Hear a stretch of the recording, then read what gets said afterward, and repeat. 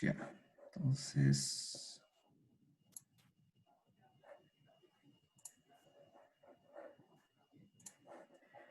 entonces la idea de hoy día era básicamente como redondear ya y finiquitar con un par de detalles que quedaban de todo lo que uno necesite para hacer análisis no lineal. En particular, hoy por hoy lo que más se está usando cuando uno está haciendo análisis no lineal es el tiempo historia no lineal. A diferencia de antes, porque el costo computacional igual es alto, y algo que antes era bien complicado hacerlo, hoy por hoy ya con un computador normal no hay ningún problema. Así que es casi ley saber hacer estas cosas. Pero no tiene nada de complejo. Entonces, en el run, en el archivo principal, el análisis que habíamos hecho anteriormente había sido un pushover, lo tengo ahí, ahora lo comenté, porque ahora vamos a hacer un análisis tiempo-historia. El resto de los archivos son exactamente lo mismo, la misma definición de nodo, de masa y todas esas cosas.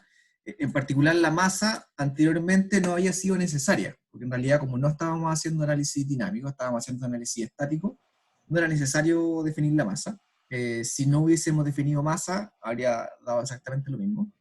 Lo mismo con el análisis modal, no habría sido necesario, pero lo puse de todas formas desde el principio, para no tener que hacerlo ahora. Entonces ahora lo único que falta es trabajar con el análisis, perdón, con el archivo que echa a correr el tiempo historia, que es lo que está acá.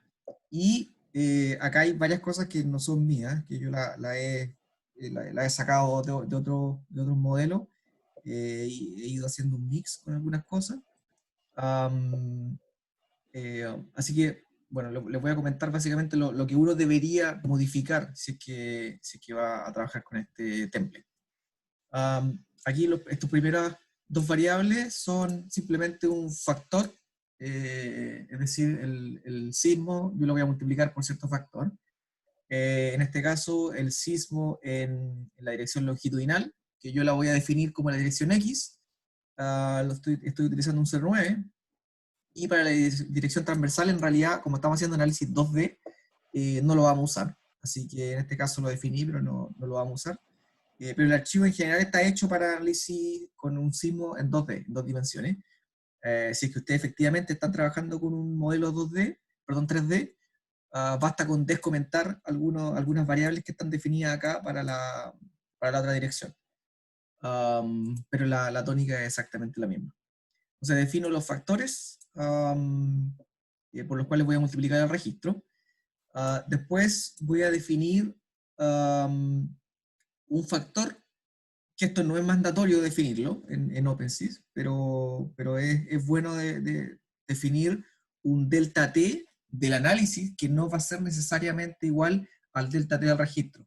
Eventualmente nosotros podríamos tener problemas de convergencia, por ejemplo, y una de las formas de mejorar la convergencia del análisis es disminuyendo el delta T del análisis. Entonces aquí en este caso este factor multiplica el dt del registro para obtener un dt del análisis. Entonces este factor tiene que ser menor a 1 en este caso, como está definido acá.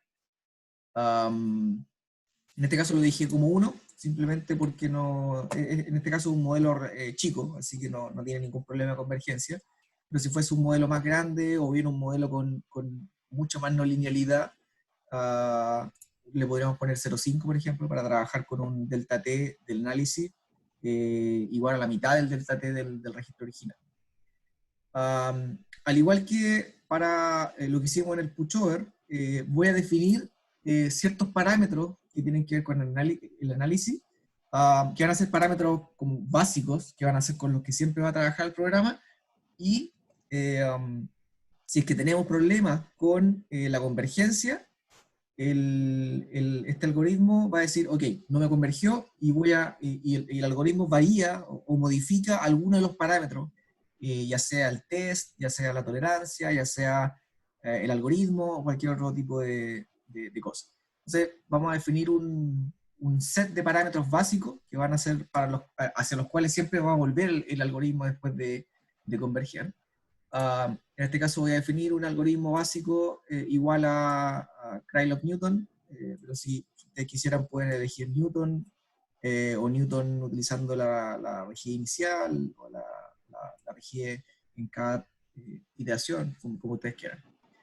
Voy a elegir un test también, un test básico, una tolerancia básica, que en este caso lo voy a definir como 0,1, porque la tolerancia se vea grande, pero lo que pasa es que estamos trabajando en Newton metro. Y si trabajamos con un test que es igual a la norma del desbalance de fuerza, las fuerzas, como ya un número súper grande, ya son millones de Newton, entonces trabajar con una tolerancia de 0,1 es suficiente, no debería tener mayores problemas.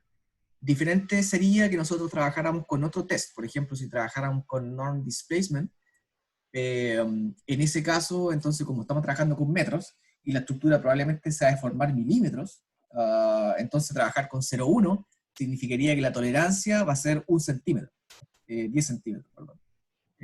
Claro, 10 centímetros. Lo que sería demasiado grande. Entonces, obviamente, si que trabajamos con otro test, también tendríamos que trabajar con otra tolerancia acorde a ese test y acorde a los valores de desplazamiento o de fuerza que estamos esperando. Un detalle que no mencioné las veces pasadas.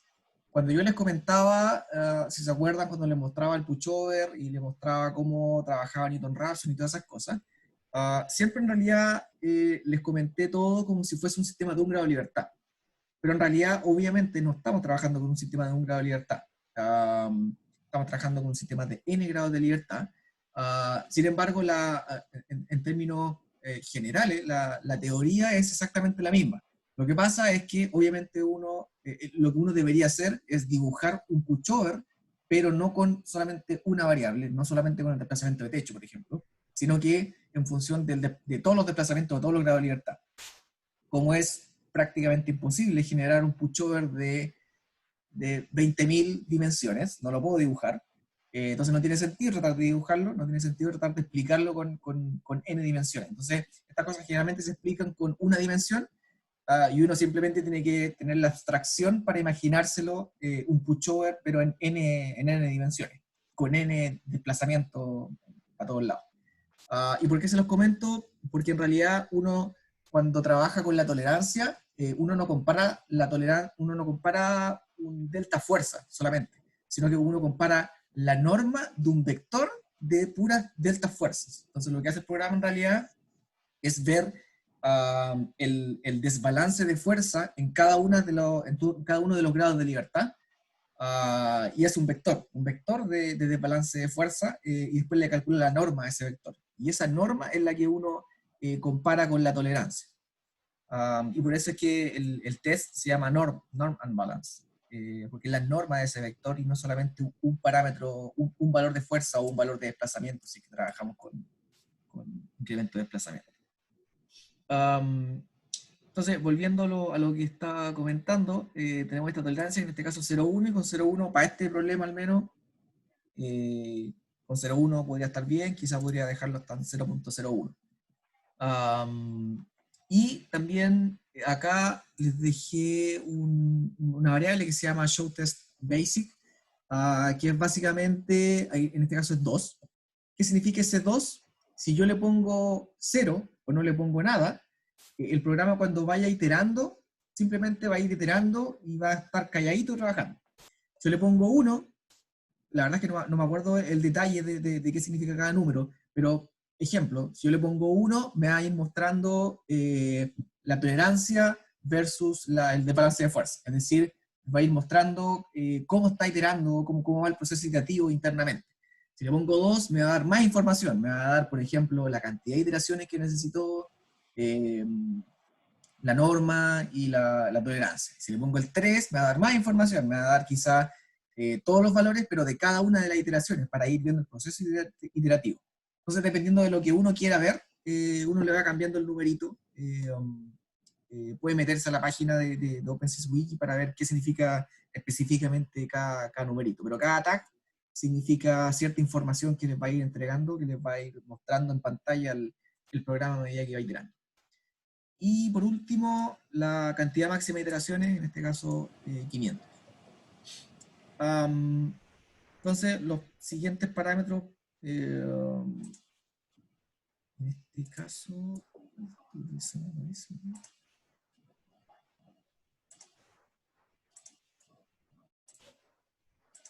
okay. Aquí se define otro test, perdón, otro tag para que les muestre diferente información, otra tolerancia y otros valores si es que en algún momento caen en algún, no les converge algo. Luego la dirección, en este caso esta es la variable que le indica la dirección 1, dirección X, estamos trabajando en X. Si es que trabajáramos con una estructura en 3D y quisiéramos colocarle terremoto en ambas direcciones, habría que descomentar este parámetro y decirle que la transversal es en dirección 2, y lo mismo si es que queremos en 3, un terremoto en la vertical.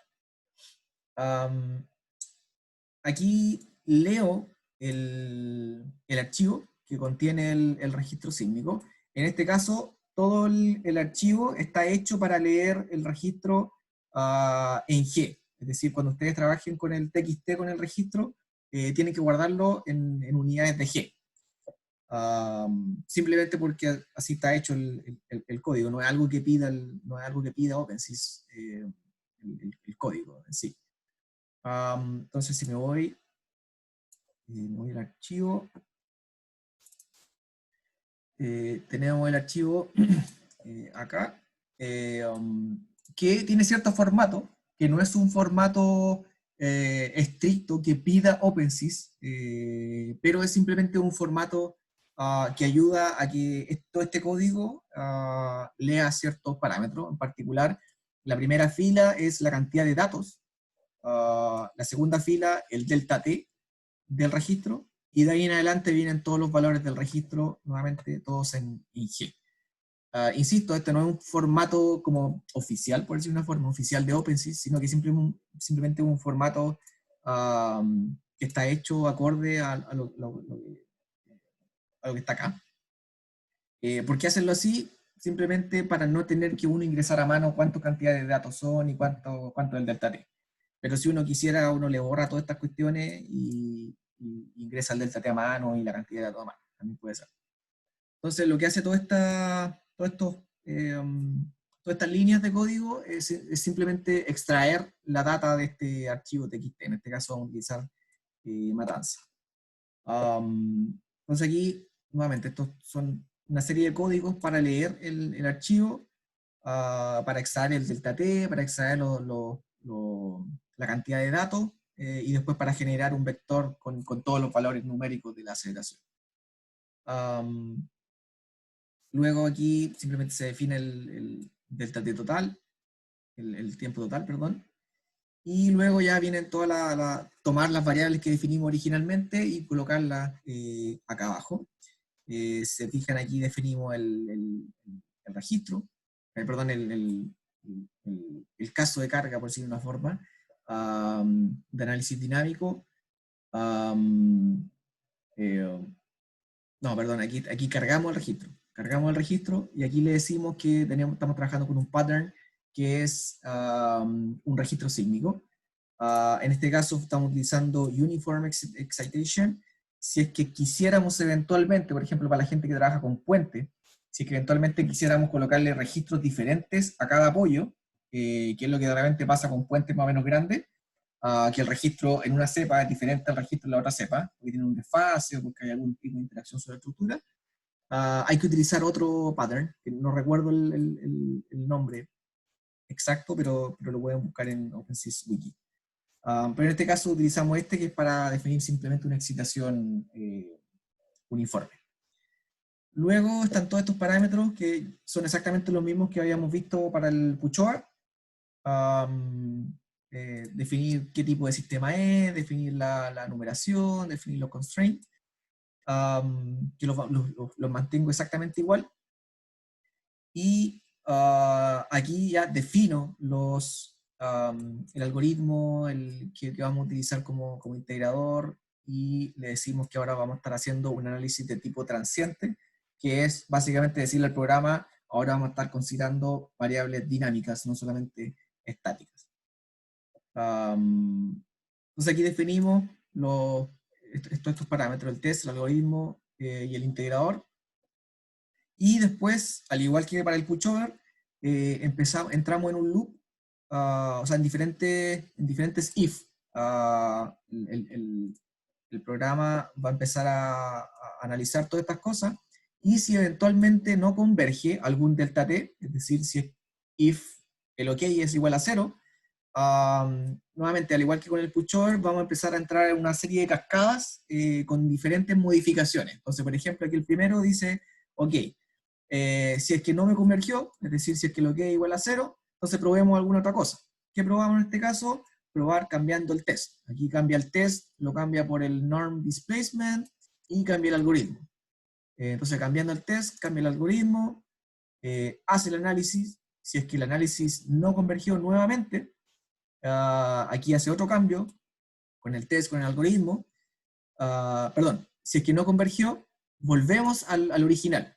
Entonces, ¿qué es lo que hicimos? Estábamos con el original, el básico, todos los parámetros básicos que habíamos definido originalmente. Luego empezamos el análisis, y si es que no converge, hacemos el primer cambio, que era cambiar el test y cambiar el algoritmo. Se hace el análisis nuevamente. Si converge, bacán. Si no, no, independiente que converja o no converja, después vamos a volver nuevamente a los básicos, al test básico, con toda la tolerancia básica y todas las cosas, y el algoritmo básico también. Entonces, nuevamente, si es que no convergió, llegamos acá, y vamos a cambiar nuevamente los parámetros. En este caso, vamos a cambiar el test, vamos a cambiar el algoritmo nuevamente, pero ahora con Newton y con la rigidez inicial. Y así, sucesivamente, vamos probando con diferentes combinaciones de cosas, y si es que no me converge, volvemos al test original, perdón, a los parámetros originales. Y así una serie de cascadas. En este caso no hay tantos if como en el pushover, pero si eventualmente ustedes quieren agregar uno adicional, si es que ustedes consideran que su problema en realidad, eh, probablemente el problema es que, no sé, la tolerancia es demasiado estricta, quizá aquí ustedes pueden llegar y copiar todo esto, y hacen un nuevo if, cambiando la tolerancia, por ejemplo, por darle un ejemplo. Pero eso ya va a depender del problema de cada uno. Entonces, con eso creo que estaríamos listos. El modelo lo modifiqué un poquito para que dé cosas razonables con comportamiento dinámico, y agregué unos recorders. En particular, agregué recorders de las secciones. ¿Para qué? Para que me entregue el momento de la sección y la curvatura de una sección. Entonces, si es que he hecho correr el modelo ahora,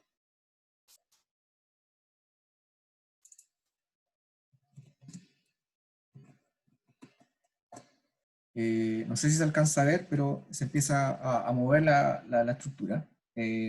Claramente, ver mover la estructura, en este caso, en el caso dinámico, es mucho más entretenido que ver el pushover, que es simplemente un movimiento. En este caso, uno puede echarle una mirada a lo que está pasando, y de repente es bueno, si es que uno tiene problemas, o incluso si uno no tiene problemas, pero siempre es bueno al menos verlo una vez, el registro completo. Porque de repente hay cosas que en los números pueden haber problemas que uno en los números no lo pueda detectar, pero sí, por ejemplo, viendo cómo se mueve, de repente imagínense que hay una viga que de repente empieza a moverse de una forma completamente irracional, que no tiene ningún sentido, y eso les da la alerta de que, chuta, algo está pasando, algo están haciendo mal, y hay que modificarlo, y eventualmente podría no darse cuenta viendo solamente los números. Así que siempre es bueno echarle una mirada a cómo se está moviendo toda esta cuestión. Aquí quizá me equivoqué, que elegí un registro muy largo, son 40 segundos. Así que vamos a tener que rellenar acá. Bueno, por mientras les muestro el MATLAB. Profe, a mí no me quedó tan claro cómo definir las masas. Las masas, volvamos a las masas. sea que son más de un grado de libertad, pues, entonces no sé si me sale tan natural. Sí, en este caso, recordemos que era esta estructura. Y en particular en este caso yo le asigné masa en los nodos, en todos los nodos, y solamente masa en la horizontal, en X. Entonces, si me voy para acá, tengo que definir a las masas como masa, indico el nodo, y después la masa que le voy a asignar a cada dirección. En este caso, como estamos trabajando en 2D, vendría siendo la masa en X, la masa en Y y la masa rotacional en torno a Z. Entonces, la masa en X es la masa común y corriente que uno utiliza. La masa en Y, recordemos que yo le había puesto un 0, que era un 10 elevado a menos 9, por si acaso me daba algún problema de una matriz que no se pueda invertir o cosas de ese estilo, debido a que va a tener muchos ceros en la diagonal, así que de repente, no siempre da problemas, pero por si acaso me puse el parche antes de la herida y le puse unos ceros en dirección Y también, por si acaso. En este caso, me interesa solamente la dirección en X, así que solamente me interesa la masa en X, pero eventualmente a alguien le podría interesar también las direcciones en la vertical, y en ese caso habría que copiar también esta masa en dirección Y, o quizá multiplicarla por algún factor si es que hay alguna diferencia entre la masa en X y la masa en Y.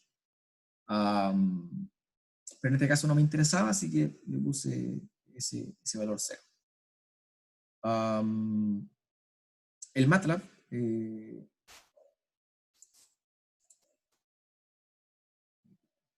también lo modifiqué un poco cuando ya terminó de correr. Lo modifiqué un poco y ahora grafico también las secciones, momento curvatura de las secciones, que también ayuda a ver qué está pasando. Y son valores que obviamente siempre es bueno mostrarlos en cualquier trabajo. Entonces aquí, como les había comentado, le hice un par de cambios al modelo. En particular, cambié las vigas y las columnas. Las columnas las puse de acero y las vigas de hormigón, simplemente para tener elementos diferentes, para mostrar diferentes curvas histeréticas. Entonces aquí está la de acero, las columnas de acero y las vigas de hormigón. Aquí usé exactamente el mismo código para el pushover, en donde muestro el corte basal de la estructura versus el desplazamiento de techo, y este vendría siendo la respuesta. Es bien caótica la respuesta de estas respuestas globales, que suelen ser bien caóticas. Nunca es una línea, ni siquiera en el comportamiento lineal, ojo. ¿Y por qué pasa eso? De repente igual, si uno hace un tiempo historia, por ejemplo, en ETABS, completamente lineal elástico, y uno grafica el corte basal versus el desplazamiento de techo, o en cualquier programa en realidad, pero si uno lo hace completamente lineal, de todas formas les va a parecer medio caótico. ¿Y por qué aparece ese caos, aún estando en el rango lineal? Es porque tenemos modos superiores. Tenemos modos superiores que sí están actuando. Sin embargo, nosotros estamos mostrando la respuesta corte basal versus un desplazamiento. Si fuese un solo grado de libertad, claramente sería una línea recta. Sería algo, una línea simplemente aquí en torno, probablemente muy cercano al promedio de todo este caos. Pero no es un sistema de un grado de libertad. Hay varios grados de libertad, varios modos que se mezclan. Así que por eso es que todo caótico, incluso aunque estuviese en un rango lineal. Entonces tengo la respuesta global aquí, corte basal expresado en función del peso total versus el drift máximo. En este caso también está la respuesta global, pero en función del tiempo. Un terremoto bastante satánico de Matanzas. Y como les comentaba, la deformación, perdón, la curvatura versus el momento de la sección, tanto de las columnas como de las vigas. También se puede, eventualmente si quisieran, se pueden solicitar las deformaciones unitarias y esfuerzos de cada fibra, no solamente, no de la sección completa, sino de cada fibra. O lo otro que uno puede hacer es que, como el modelo asume que caras planas permanecen planas, ustedes pueden pueden extraer la curvatura y la deformación unitaria justo en el centroide del elemento, que son justamente las dos variables que le entregan cuando solicitan las deformaciones de la sección. Y con eso ustedes se pueden crear un perfil de deformaciones y pueden definir la deformación unitaria en cualquier parte. Entonces, si que ustedes, por ejemplo, necesitan saber la deformación unitaria justo en el borde de algún elemento, nuevamente pueden solicitar la información de cada fibra, o bien simplemente la información a nivel de sección, y ustedes a mano hacen este perfil de deformaciones y va a dar exactamente el mismo resultado. Y creo que era eso, básicamente lo que faltaba comentar. No sé si tienen más dudas al respecto, antes de comentarle un par de otras cosas que quería comentarles.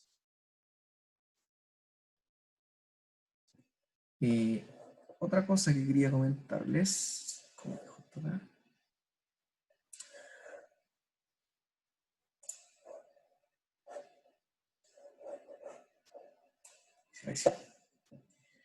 Otra cosa que quería comentarles es un par de detalles de modelación en sí mismo. De repente hay algunos detalles que lamentablemente aún no son tan comentados, tampoco hay tanta investigación al respecto, pero son cosas que son bien importantes y son cosas que sensibilizan mucho el modelo en función de cómo uno haga ciertas suposiciones.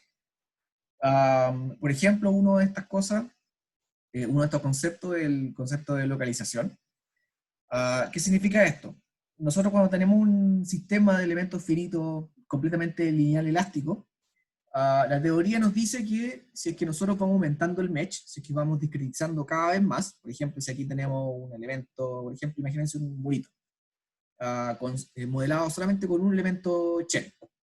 Después nosotros lo discretizamos, vamos a tener otra respuesta un poquito diferente. Si lo seguimos discretizando, vamos a seguir teniendo respuestas diferentes, pero,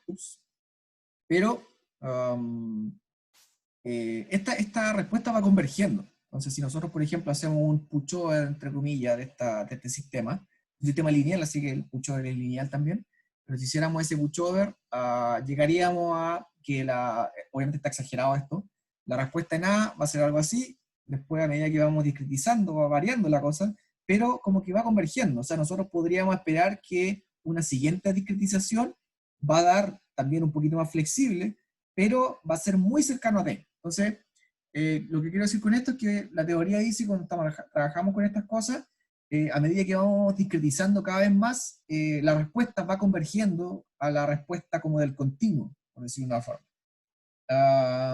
Sin embargo, si es que nosotros, bueno, algo parecido pasa con los frames, cuando estamos trabajando con puntos de integración y hacemos esta integración de forma numérica, esta aproximación, también pasaría algo parecido, si es que vamos aumentando los puntos de integración, por ejemplo, o bien vamos aumentando los elementos, también los elementos frame, también vamos a ir obteniendo una respuesta que se va modificando, pero también va a ir convergiendo algo.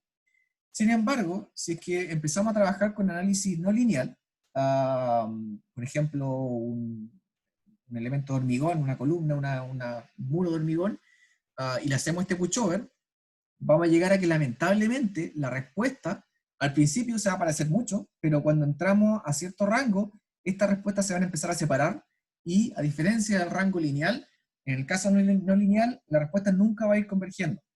Entonces la pregunta acá es si es que esta cuestión nunca va a ir convergiendo, si es que cada vez más, si es que cada vez que voy haciendo un match más discretizado, voy teniendo una respuesta, en este caso más favorable, más una pendiente negativa. La pregunta del millón es, ok, estoy teniendo muchas respuestas diferentes, ¿cuál es la real? Y la verdad es que no es simple decir cuál es la real, o quizá ninguna es real, la verdad es que es bien complejo. Pero la cosa sí, el hecho es que esta cuestión no va convergiendo. A diferencia en el rango lineal elástico, en el rango no lineal, la respuesta nunca va a ir convergiendo, siempre va a ir divergiendo a una respuesta diferente. ¿Por qué pasa esto? La forma más simple de explicarlo es con una probeta de hormigón para mí. Imaginemos que tenemos una probeta de hormigón y la vamos a testear a compresión. Si la testeamos a compresión, todos probablemente vamos a estar de acuerdo en que... Bueno, acá.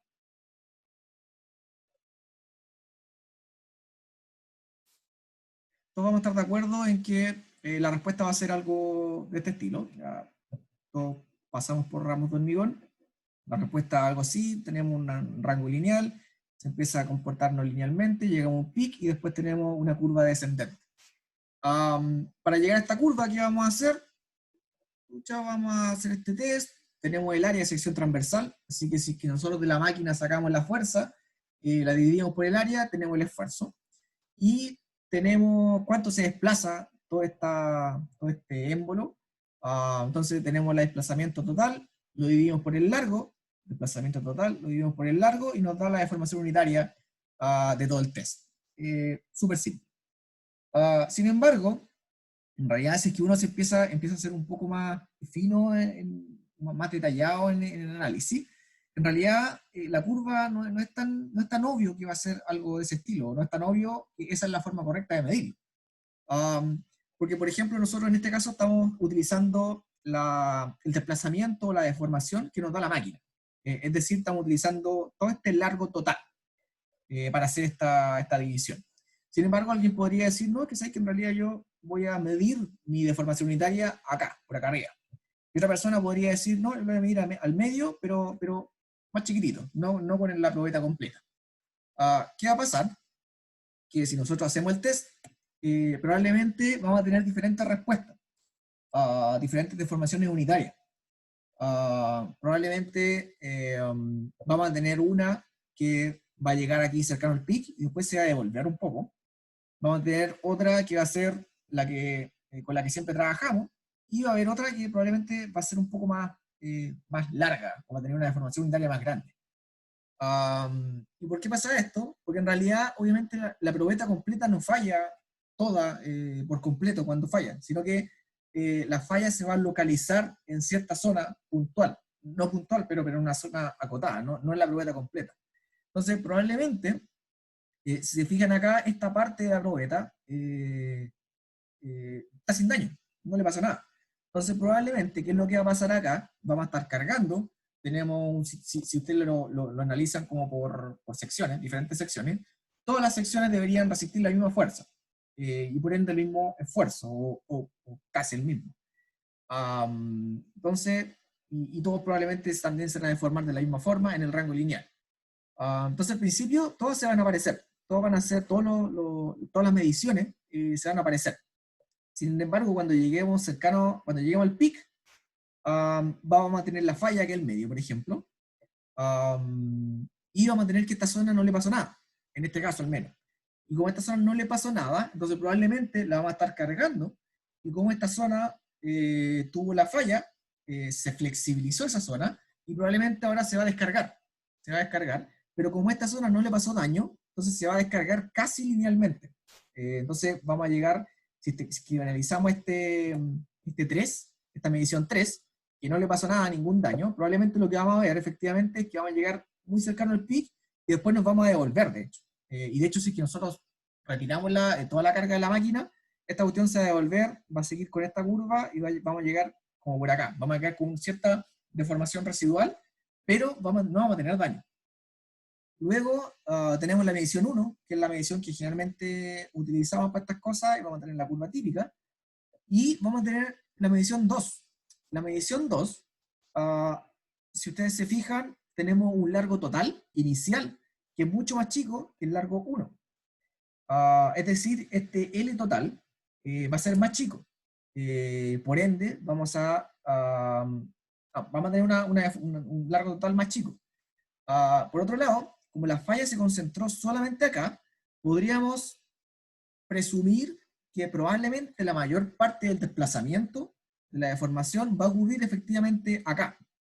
Entonces, la deformación total, el delta total que yo estoy midiendo, va a ser, aquí van a ser un par de décimas de milímetro, y probablemente lo que yo voy a estar midiendo acá, en el 1, va a ser casi la misma décima de milímetros, no va a haber mucha diferencia. ¿Por qué? Porque la deformación se concentró acá y esto permaneció casi elástico, casi no se deformó. Entonces, ¿qué es lo que va a pasar? Que el delta que estoy midiendo en 2 y en 1 es prácticamente el mismo. Sin embargo, el L, el largo del gauge, el largo que estoy utilizando para hacer la medición, es completamente diferente el 1 versus el 2. Entonces eso va a hacer que voy a tener una curva 1 por acá, y voy a tener una curva 2 que al tener el mismo delta, pero un largo total más chico, entonces me va a dar una deformación unitaria mucho más grande. Entonces voy a tener esta curva por acá. Entonces ahora, nuevamente, otra pregunta del millón. Si tengo tantas mediciones diferentes, ¿cuál es la curva que me sirve en mi modelo? ¿Cuál es la curva que yo le tengo que colocar a mi modelo para que me dé algo que se parezca a la realidad? Y la verdad es que, nuevamente, la respuesta no es trivial, no es simple, es un tema bien complejo que no tiene una solución eh, absoluta que sea la mejor de todas, sino que hay un par de approaches que uno puede utilizar para regularizar el modelo. Entonces, creo que no lo puse acá, no. Lo que hay que hacer acá, una de las cosas que se puede hacer es hacer un proceso de regularización de la curva de comportamiento, es decir, modificar la curva de comportamiento del material en función del tamaño del elemento que estoy utilizando, o bien la distancia entre puntos de integración, o dependiendo de la modelación. Lamentablemente en OpenSys esto no está implementado como por default, hay que hacerlo uno a mano, dependiendo de los tamaños de los elementos, de la distancia de los puntos de integración. Y aquí hay una ventaja de Perform 3D versus OpenSys, porque Perform, como es un programa que es para utilizarlo básicamente en oficina, este proceso de regularización lo tiene. Hay que indicar obviamente que hay que hacerlo, que uno lo quiere hacer, pero está disponible y uno no tiene que meterse con esas cosas.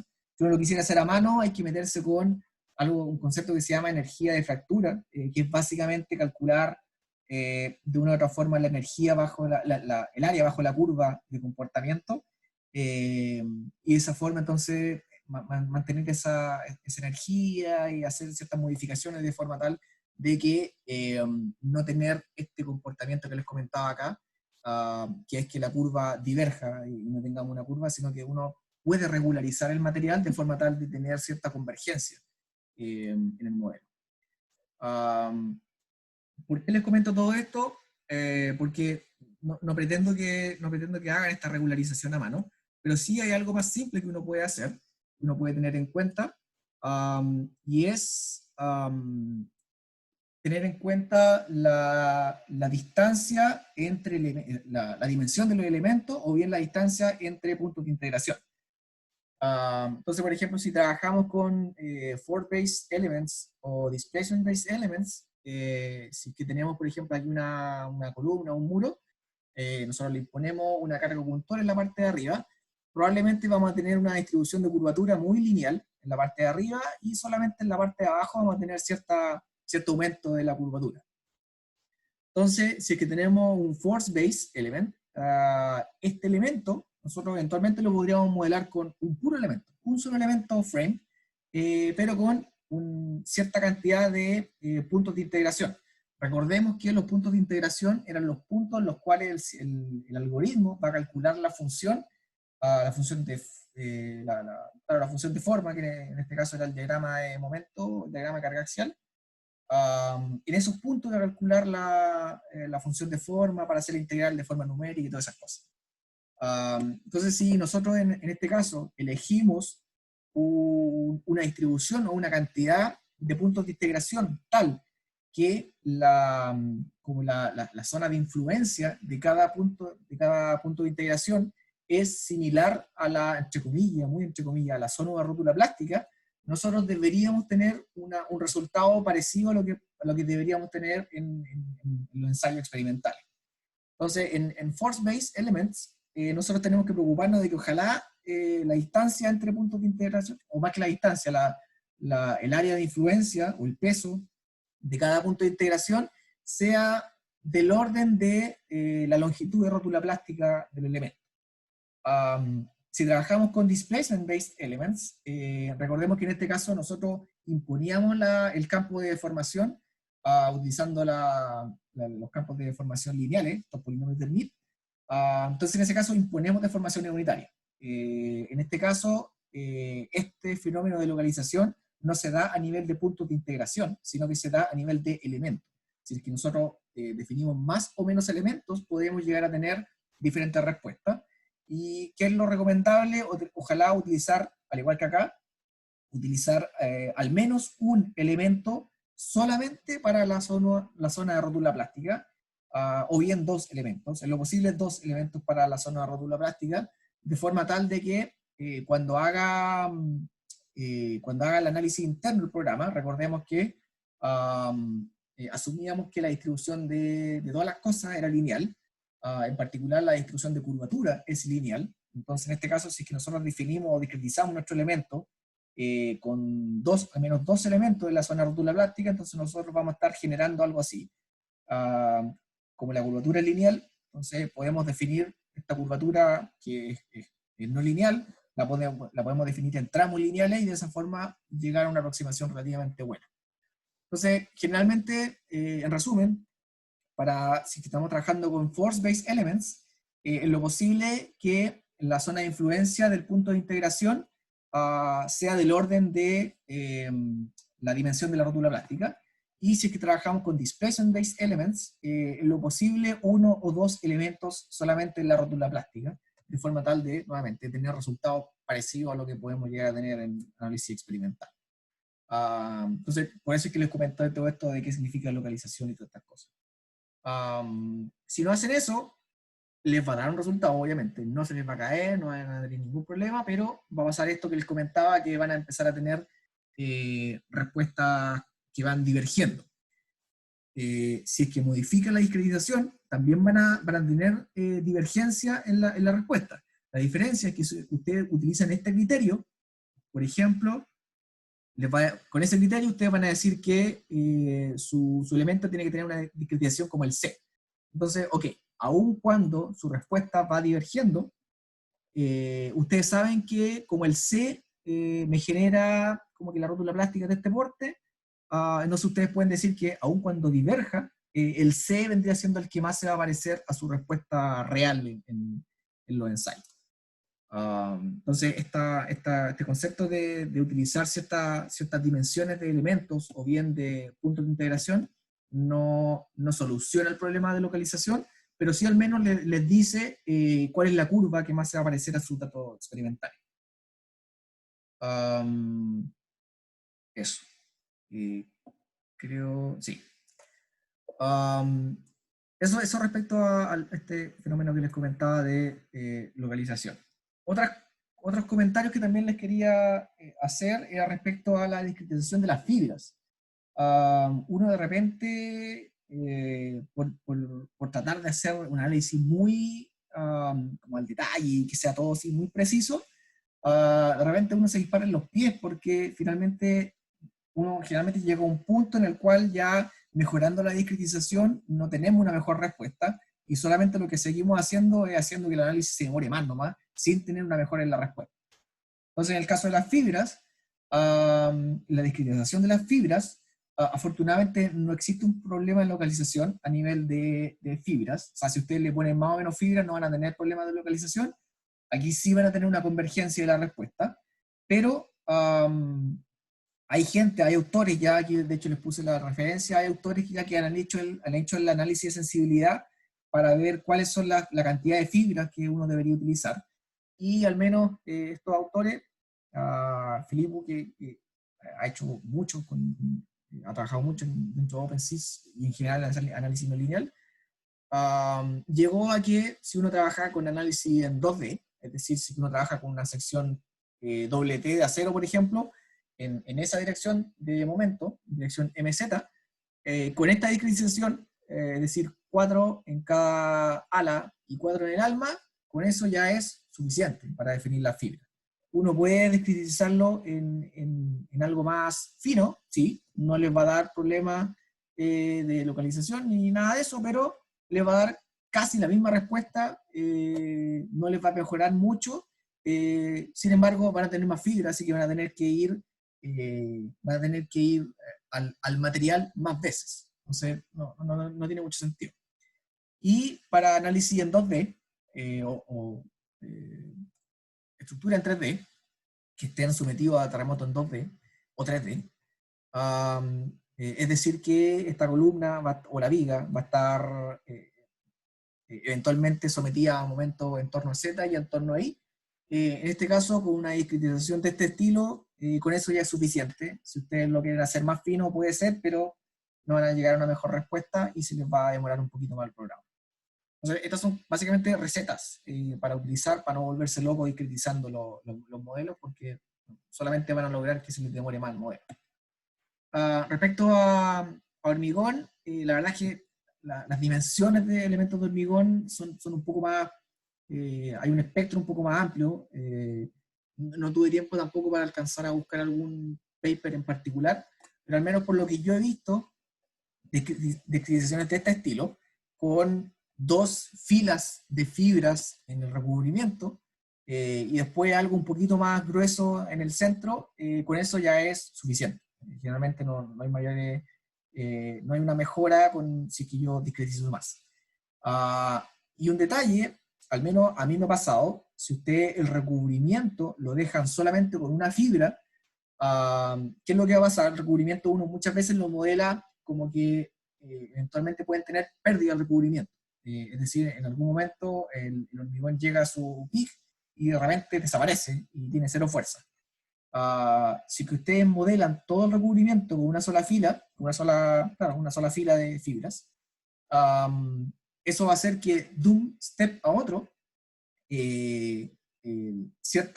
una porción grande de hormigón desaparezca de un momento a otro.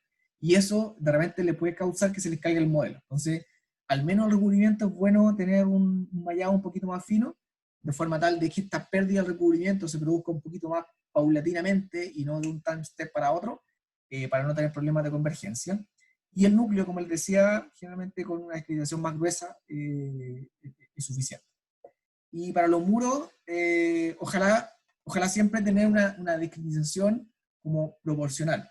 O sea, si aquí, ejemplo, si aquí tengo una columna de 50 por 50 y utilizo fibras de, no sé, 5 por 5 centímetros, no vayan a utilizar estos mismos 5 centímetros para la discretización del muro, porque les va a quedar un muro horriblemente discretizado y no van a mejorar mucho la respuesta. Como el parámetro que hay que siempre tener en cuenta es que ojalá esté la misma cantidad de fibras, más que el tamaño de la fibra. Entonces, si tienen un elemento más alargado, no significa que van a tener que colocarle muchísimas fibras en esa dirección. Uno puede dejar una discriminación más gruesa en esa dirección, no hay mayor problema. Siempre y cuando, nuevamente, al menos el recubrimiento lo dejen con un mallado un poquito más, una discriminación un poquito más fina. Respecto a tipos de elementos, no les voy a comentar respecto a todos los elementos que existen en OpenSys en particular, pero sí les quería comentar al menos 2 o 3 detalles. El elemento que les he comentado todo el rato vendría siendo el elemento de fibra, en el cual uno va integrando en diferentes secciones discretas secciones fibra. Pero también OpenSys también lo trae, existen elementos que tienen secciones fibra, pero solamente en ciertas zonas. Por ejemplo, si estoy trabajando con un elemento columna, un elemento viga, que yo sé que probablemente el comportamiento no lineal se va a dar en los extremos. Sería muy raro tener un comportamiento no lineal en el centro. Entonces, en ese caso, yo me puedo ahorrar cálculo y decir que la no linealidad está solamente en los extremos y en el medio simplemente le pongo un elemento lineal común y corriente, y de esa forma entonces me ahorro costo computacional. En OpenSys tenemos el elemento beam with hinges, que es un elemento que es lineal al medio, que uno define la longitud de rótula plástica. La ventaja de esto es que uno, nuevamente, puede definir la longitud de rótula plástica. Entonces uno puede ir a los manuales de todas estas cosas de análisis no lineal y tomar alguna receta de longitud de rótula plástica, y uno no va a estar supeditado a la distancia entre fibras, distancia entre puntos de integración y todas esas cosas, sino que uno define nomás la rótula plástica de tanta dimensión y listo. Entonces es un poquito más práctico muchas veces este modelo, y además es más rápido para la gente de simulación híbrida. Este modelo es más rápido porque tenemos cierta porción del elemento que es completamente lineal, en la cual no hay que hacer iteraciones. Así que un poquito más un poquito más eficiente, pero obviamente perdemos cualquier no linealidad que podemos tener al medio. Si tenemos, por ejemplo, si tenemos un muro, que eventualmente acá tenemos no linealidad, acá también, pero acá en el medio también, porque en realidad todo el elemento está no lineal, entonces en ese caso elegir un beam with hinges no es muy buena idea, obviamente, porque sí podríamos tener un elemento que esté completamente en el rango no lineal. Así que en un muro no, pero en una columna, una viga, es razonable utilizar. Y luego hay otros modelos que son mucho más simples, son mucho más prácticos, que son los modelos que utiliza SAP, ETAPS, por ejemplo, y Perform, que son los elementos con rótulas concentradas. O sea, aquí en este caso no hay alguna fibra que yo voy a integrar, no hay una integración numérica con los puntos de integración ni todas estas cosas. No hay nada de eso. Hay una rótula aquí, un resorte rotacional, y uno al programa le dice, esta es la curva momento versus rotación. ¿De dónde viene esa curva momento de rotación? Al programa no le interesa. Puede que uno a mano lo haya hecho mediante un modelo de fibra, o puede que lo haya hecho con alguna otra cuestión. Al modelo no le interesa. Al modelo solamente le interesa cuál es la relación momento, rotación, y listo, y no pregunta nada más. Que son modelos, nuevamente, aún más prácticos, pero obviamente son menos versátiles. Un detallito que quizás podría ser la división aquí, es que de aquí para allá tenemos interacción momento carga axial. En cambio, de aquí para acá no tenemos interacción momento carga axial. Hay algunos modelos que hacen alguna interacción media artificial, media pichanga. No funciona muy bien a mi gusto, pero en esencia no tiene interacción momento carga axial. Las secciones fibra, en general, cualquier elemento que esté basado en secciones fibra sí tiene esta interacción entre momento y carga axial, lo que sirve mucho para elementos verticales que sean estilo frame. Y por otro lado, la desventaja que tienen estos modelos, el modelo ya con elementos finitos, ya más complejo sí lo tiene, pero los modelos en base a fibras, lo que no tiene es interacción corte, carga axial, momento. Para elementos frame, para elementos viga, para elementos columna, generalmente no es tan relevante esta interacción de corte, momento, carga axial, pero sí para una estructura en base a muros, por ejemplo, los muros eventualmente el corte sí podría tener una interacción con el momento y la carga axial bien importante y podría modificar la respuesta de forma importante. Así que cuando uno está modelando muros hay que tener un poquito más de cuidado porque la interacción no está metida, al menos implícitamente. Entiendo que OpenSys tiene unos modelos de elementos frames con interacción carga axial momento corte, pero no sé el detalle, pero me da la impresión que no es una interacción natural, sino que una interacción metida a la fuerza, media artificial.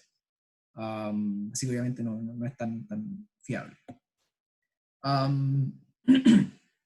Modelación de interacción o la conexión entre vigas columnas. Hay varios tipos de modelos, pero la mayoría dan respuestas muy parecidas. En particular, de estos tres últimos, la respuesta es prácticamente lo mismo. Lo que cambia es el input que uno le coloca al modelito.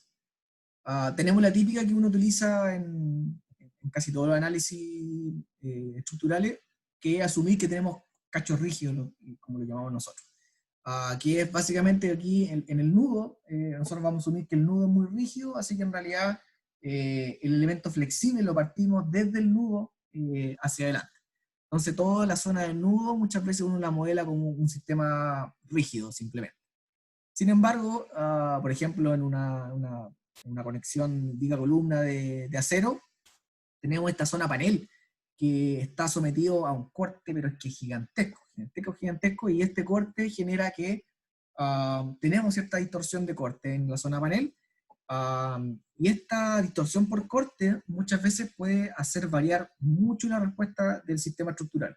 Es decir, que el sistema estructural está basado principalmente en viga y columna.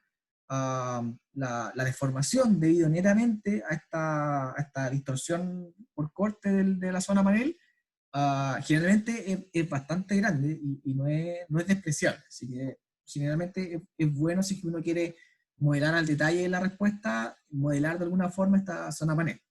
¿Cómo lo podemos hacer? Por ejemplo, teniendo que estos cachos rígidos ahora pueden rotar uno respecto al otro y colocar un resorte rotacional entre medio de estos elementos rígidos. Y de ahí en adelante, aquí tenemos un resorte rotacional, pero en general de ahí parte el elemento flexible. No es necesario que coloquemos efectivamente un resorte rotacional. Otra forma de modelarlo es generar este panel con elementos rígidos, aquí en negro, rotulados en todas las esquinas, excepto en una. En una sola esquina nosotros le vamos a colocar un resorte rotacional que va a representar esta distorsión por corte, la rigidez en corte de este sistema panel. Y por último también podemos modelar el comportamiento en corte colocando un resorte en diagonal. La curva de comportamiento del resorte rotacional acá, del resorte acá o del resorte acá diagonal, obviamente son diferentes, pero la respuesta total debería ser prácticamente la misma.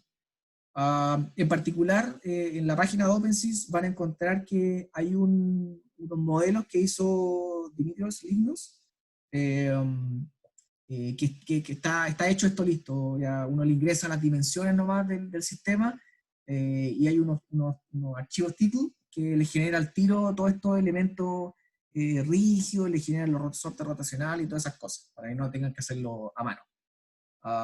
Está bien bueno ese archivo. En cuanto a muro, aquí ya la cosa un poquito más, hay que tener un poquito más de feeling o saber bien qué es lo que uno quiere estar simulando.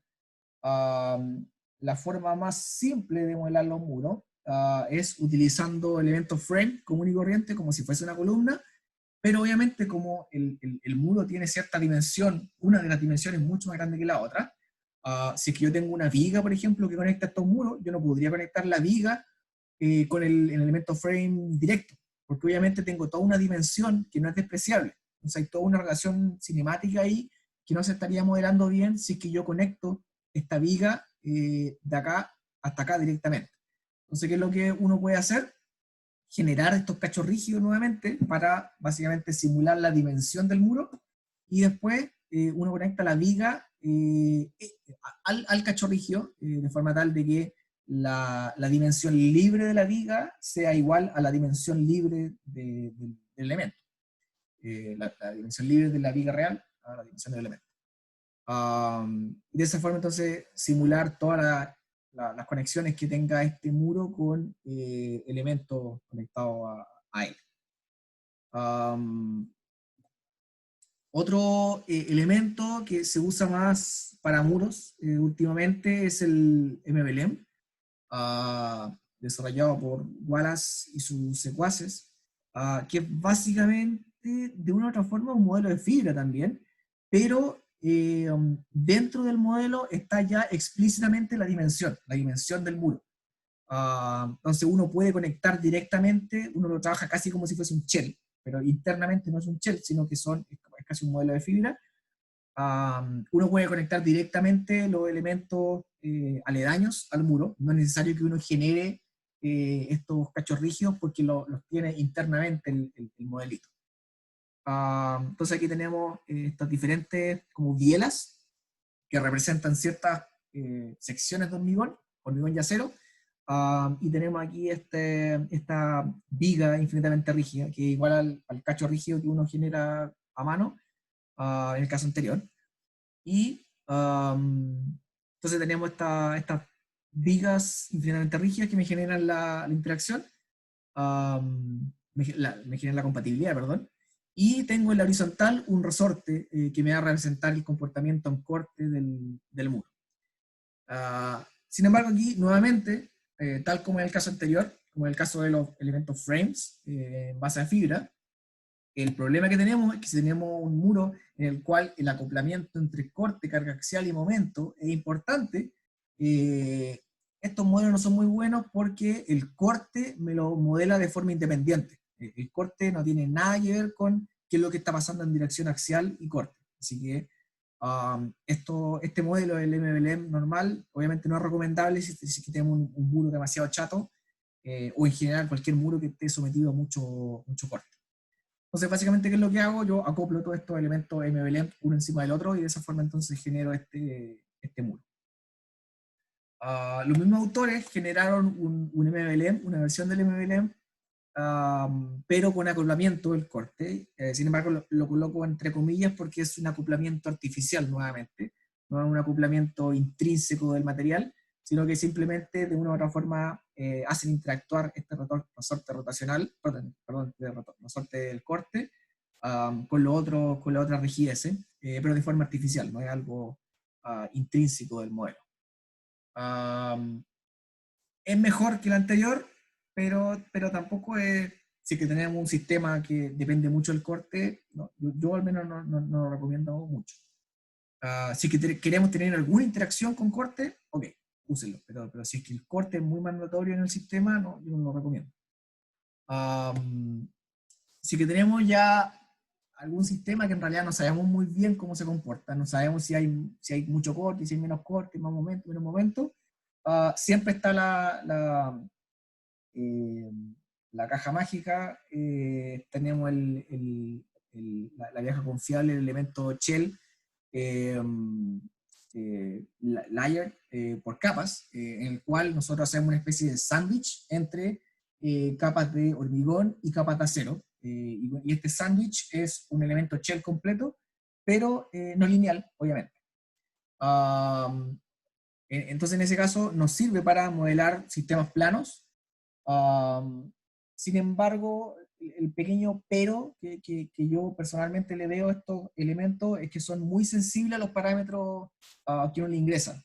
Hay unos parámetros por ahí, no sé, pues, el parámetro que depende del corte, depende de la trabazón del agregado y un par de otras cosas que son muy sensibles. El modelo es muy sensible a ese parámetro. Entonces, si es que uno no tiene datos experimentales para calibrar el modelo que usted está utilizando, realmente no es tan fiable. Otro detalle es que los elementos frame nosotros los podemos utilizar en análisis 3D sin ningún problema. El MLM, lamentablemente, es solamente para análisis 2D. No podemos utilizarlo para análisis 3D. Existe una versión 3D que la están desarrollando los mismos autores, pero todavía no la terminan. La hicieron, ya hay un par de papers, pero todavía no la liberan porque tienen que hacer unas calibraciones y todas esas cosas. Entonces, por el momento, no existe un MLM 3D. Shell también lo podemos trabajar en 3D. Lo único que no está en 3D por el momento es el MLM. Y por último, que es un modelo que a mí me gusta bastante, un modelo que ha estado desarrollando varios autores, obviamente, pero en particular aquí Panagiotis y Restrepo, entre otra gente más, que es básicamente modelar el elemento plano utilizando un enrejado, básicamente, y de esa forma entonces modelo de forma intrínseca el comportamiento o la interacción entre corte, carga axial y momento, sin ningún chanchullo, sin ninguna cuestión artificial, sino que se modela de forma directa. Eh, Uno, por el momento, esto lo puede hacer a mano, generando el elemento link a mano, todo está enrejado, pero obviamente no es muy óptimo, que uno se va a demorar mucho haciéndolo, pero los autores de estos están generando un elemento shell que internamente va a tener el comportamiento de todos estos elementos en diagonales y horizontales y verticales. Y aquí tenía un video, no sé si va a funcionar, del modelo funcionando, en este caso con un terremoto. Y si se fijan, de hecho, aquí está coloreado los elementos, las deformaciones unitarias, o sea, el color en función de la deformación unitaria que van teniendo cada elemento para ver cómo le va en cada zona. Es un modelo que ha dado bastante buenos resultados comparándolo con datos experimentales, así que ojalá salga luego el elemento shell que están generando, que tiene dentro todo esto. Oh, está hablando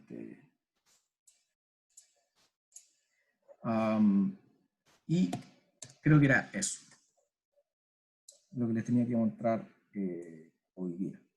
No sé si tienen, tuvieron alguna, o sea, tienen alguna duda respecto a toda esta chaya. Yo sé que es hartas cosas, pero obviamente lo estoy grabando, así que después pueden volver a verlo si es que necesitan algo en particular. Eso. No sé si tienen dudas, algún otro detalle que les interese respecto a todo esto.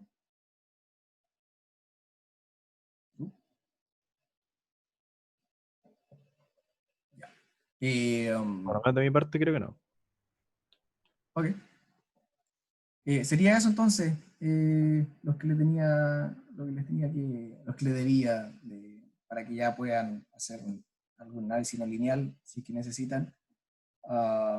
Tienen ya todas las herramientas, les mandé por mail todos los archivos, así que obviamente siempre es recomendable utilizar unos archivos que ya estén hechos y modificar eso y utilizarlo como template para que vayan modificándolo de eso y no partan de cero. Voy a dejar de grabar.